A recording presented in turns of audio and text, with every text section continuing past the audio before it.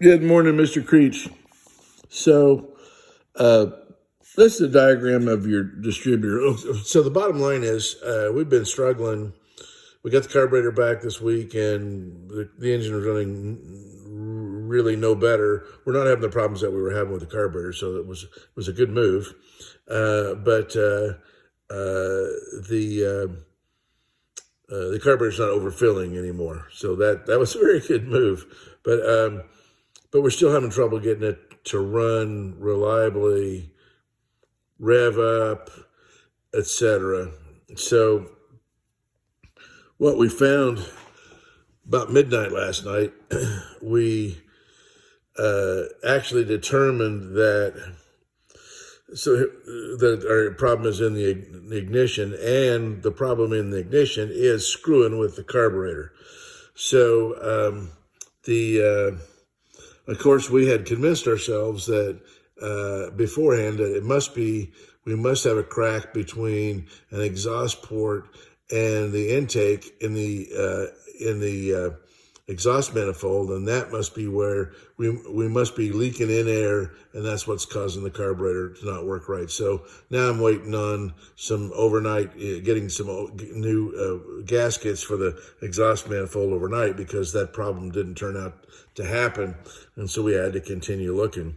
And what we found was that here's your distributor. The firing order is 153624.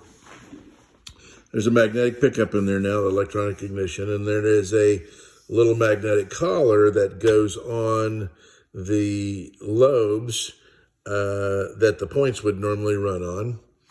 And so I've had the idea that we're firing more than one cylinder at a time. Of course, that's really kind of hard to find because your sparks are happening. Your engine's running even at idle. There's too many lights to watch. So what we did was I bought these. You'll see a video. I bought these lights that go in line between the spark plug and the spark plug wire, and they are a light, and so it tells you whether or not there's a circuit and whether or not that plug is firing. So I bought 4. That's all, because that's all I could buy. I got 2 more coming in this morning, but we put them on. So what we did is we just set the engine stationary, and we put them on with the 4 that we had on 1, 5, and 4, and then straight across from 1 was 6, because we thought we might be tracking across the back of the rotor button. So we thought that might be what was going on. So then we would rotate the distributor and make number 1 fire, and then we took the distributor cap off, and this is what we found, that the rotor button was not pointed towards number 1. The rotor button was halfway between number 1 and number 5. Which means that we had an equally, looking at the lights, we had an equally bright light on number 1 and on number 5. So if you're firing 1 and 5 at the same time, 1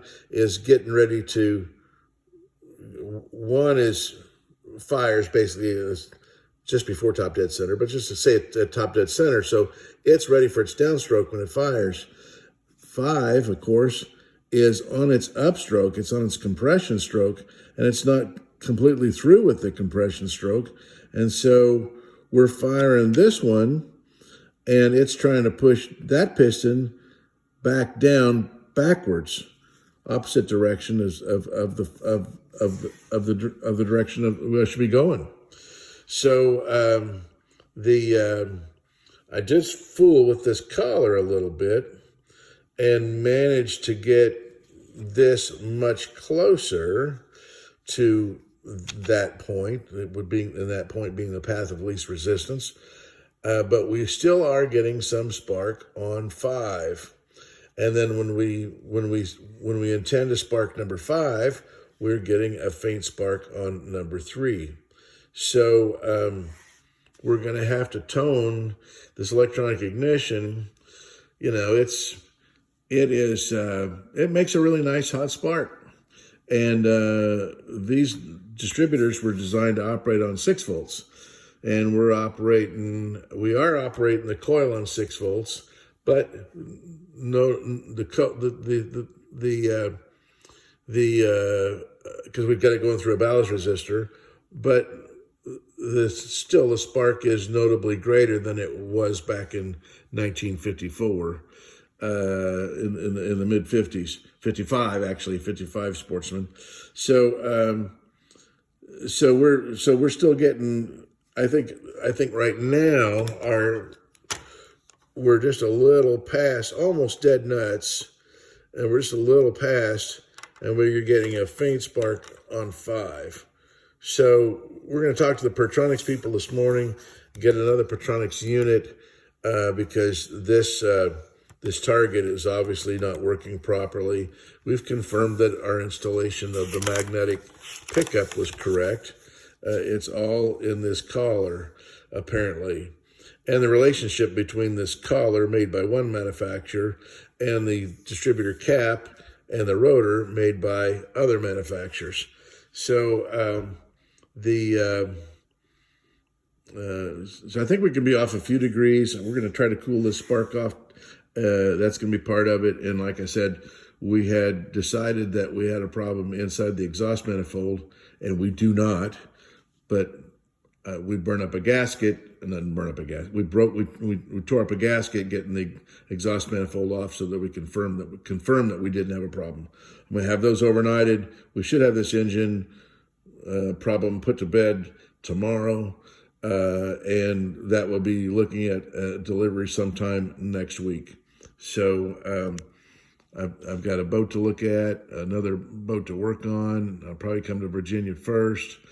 Obviously, because you've been waiting patiently or impatiently, whichever it is. But anyway, all the machine shop work is confirmed is okay, and it'll idle, but that's it. And even at idle, it had some misfiring stuff going on. So anyway, I think we got this thing now at midnight. We had seen some improvement when we cooled the spark down before, but we cooled it. We put a ballast resistor in and then cut the spark in half. But anyway, I'm going to actually buy their coil from Pertronix as well. They call it the flamethrower, which makes me think, oh, gee, it's going to work against me as far as the spark goes. But I'm going to make sure everything's matched up, and then there should not be any problems. Thank you, sir.